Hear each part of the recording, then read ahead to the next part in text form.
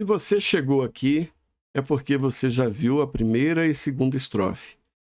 Estamos no terceiro momento do tutorial confirmando as aparências e demonstrando as evidências. Sou o Anderson Oliveira, epidemiologista e professor.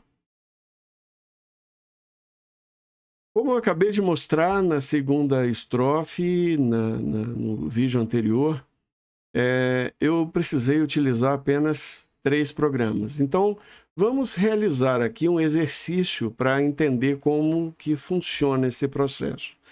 Vamos considerar que o nosso tema seja uma doença relacionada ao trabalho. Essas doenças e agravos estão descritos na Portaria de Consolidação número 5, na lista de doenças relacionadas ao trabalho. E você pode acessar as principais que têm fichas e têm instrumentos de coleta diretamente no site do Sinan. Então você vai clicar aqui em doenças e agravos. Entrando aqui no portal Sinan, você digita lá no Google, portal Sinan, e você vai encontrar facilmente. Você vai procurar dentro de doenças e agravos a letra D, onde tem as doenças relacionadas ao trabalho. Então aqui nós temos acidente de trabalho grave ou fatal, câncer relacionado ao trabalho, dermatoses ocupacionais, exposição a material biológico, Ler-Dort, perda auditiva, pneumoconiose, transtorno mental.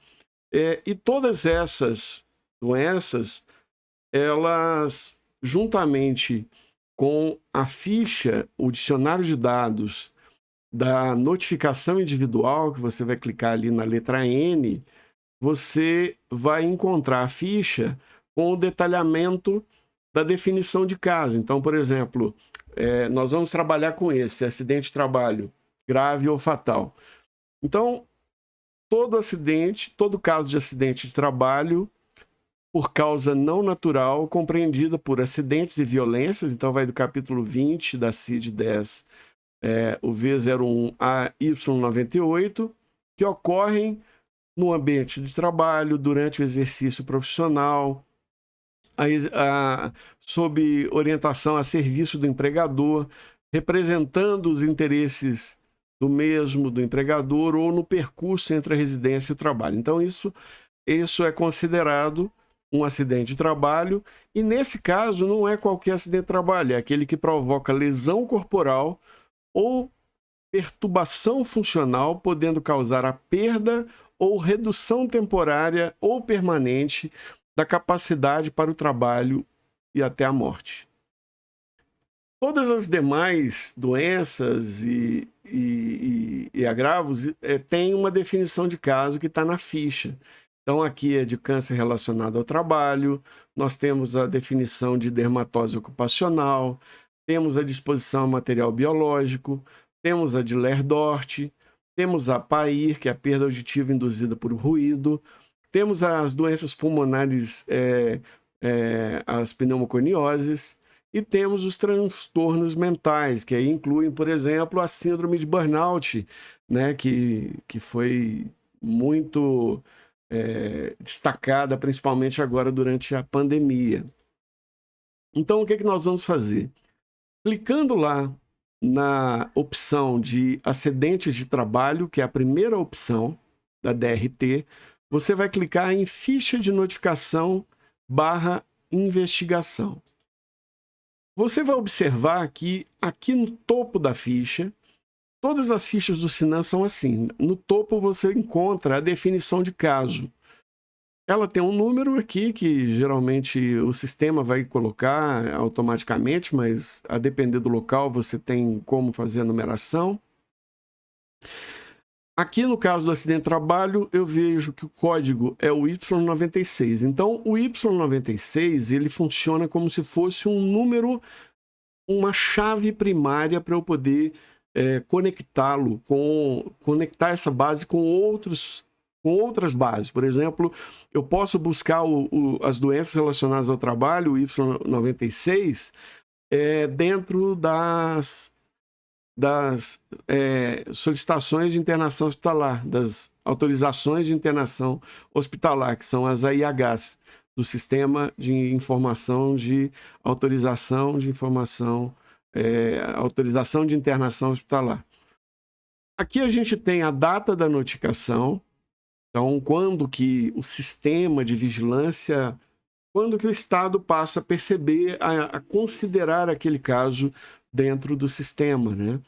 A UF de notificação, município, a unidade de saúde, a data do acidente, o nome do paciente, a data de nascimento. Ainda tenho aqui a idade, o sexo, se é gestante ou não, raça, cor, escolaridade. Aí aqui embaixo vem alguns campos de residência. Obviamente, nas bases públicas abertas, você não tem o número do logrador, você vai ter no máximo o município de residência. Então, você não tem o nome da mãe, não tem cartão SUS, não tem o nome da pessoa. Então, o que você pode fazer é todo e qualquer método que não careça saber o nome das pessoas para poder analisar aquele contexto.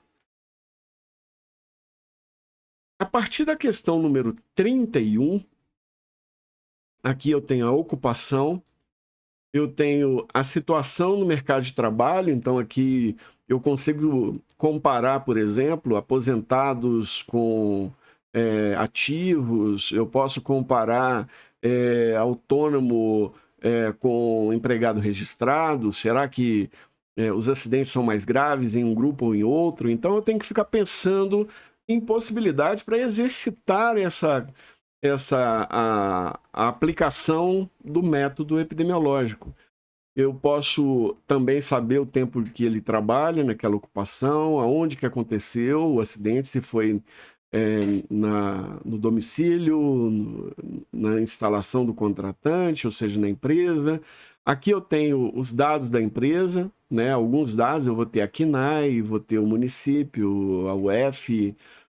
No verso da ficha, eu tenho se o empregador é terceirizado ou não, se o acidente, a hora que aconteceu o acidente, que hora que a pessoa começa a trabalhar, então eu consigo ver se os acidentes ocorrem mais no início, na hora que as pessoas estão começando a trabalhar, ou mais no final. Então, existem várias possibilidades para poder explorar esse dado. E aqui eu tenho a causa do acidente, né? Ou seja, lá eu tenho o Y96, que é o CID padrão para esse tipo de vigilância, né? Onde entram todos os acidentes graves ou fatais, mas para eu poder especificar que tipo de acidente, eu tenho que olhar o CID que foi definido como a causa do acidente final, que o médico colocou lá. Então, eu sei o tipo de acidente, se houve outros trabalhadores atingidos, se aconteceu atendimento médico ou não, aonde aconteceu, que parte do corpo foi afetada, qual foi o diagnóstico da lesão, qual foi o regime de tratamento. Tá vendo que eu tenho aqui vários CIDs diferentes que dão respostas diferentes. A evolução do quadro, se foi cura, se foi incapacidade temporária ou permanente, se foi óbito, e se foi emitida a CAT, que pega também os trabalhadores, né, com carteira assinada, mas os autônomos não. Então acaba sendo um banco de dados muito mais amplo do que o banco da CAT. Uma vez que eu identifiquei a ficha, entendi a lógica da ficha, eu tenho que vir aqui e entender como que os dados estão armazenados dentro do banco de dados. Isso eu vou saber pelo dicionário de dados. Então eu clico aqui em dicionário de dados e aí eu consigo visualizar o nome do campo. Então o nome do campo é como ele vai aparecer na ficha que eu estou avaliando. O campo é como que ele é registrado dentro do sistema, né? Aqui o tipo, nesse caso aqui, Varchar, é um campo categórico, ou seja, alfanumérico, e ele está definindo 01 é empregado registrado com carteira assinada, 02 é o empregado não registrado. Então aqui a gente tem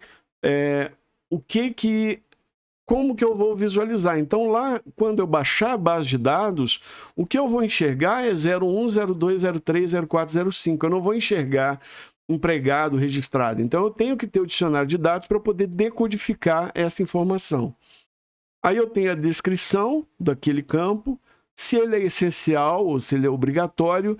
E na coluna, o banco de dados é igual a uma planilha de Excel. Na coluna, o que vai aparecer é esse nome aqui, ó, CIT_TRAB. Então, lá no banco de dados, CIT_TRAB significa situação no mercado de trabalho, que é o campo 32. Então, é possível você explorar essa base de dados, e eu vou explicar isso na próxima estrofe.